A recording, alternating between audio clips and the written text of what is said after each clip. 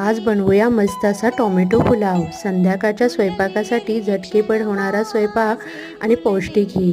त्यासाठी 3 वाटे तांदूळ भिजवून घेतले आहे। तांदळाच्या अर्धा आपण टोमॅटो घेणार आहोत। टोमॅटो न चिरता मी काय केला, तो चिरून घेतला आणि मिक्सरला फिरवून घेतला, त्यामुळे तो आपल्या भातामध्ये अगदी सहजतेने मिक्स होणार आहे। एका नारळाचं दूध काढून घेतलं, खडे मसालेही घेतले आहेत। कुकरमध्ये आपण हा भात शिजवणार असल्यामुळे झटकेपटही होतो। चला तर कुकर घेतला आहे, त्यामध्ये 2 चमचे तूप घेऊया। खडे मसाल्यामध्ये लवंग, दालचिनी, काळी मिरी आणि एक हिरवी वेलची घेतली आहे। यामध्ये टोमॅटो प्युरी छान अशी भाजून घ्यायची तुपामध्ये, त्यानंतर तांदूळही परतून घ्यायचा। यामध्ये आपण आता लाल तिखट घेतला आहे, थोडासा गरम मसाला घेतला आहे, मीठ घेतलं आहे। मीठ आधी वापरायचं, कारण आपण नारळाचं दूध वापरणार असल्यामुळे आपण मीठ आधी घेतलं आहे।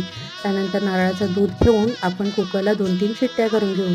बघू शकता आता भात आपला शिजला आहे। कशी वाटली टोमॅटोची रेसिपी? तर चॅनलला नवीन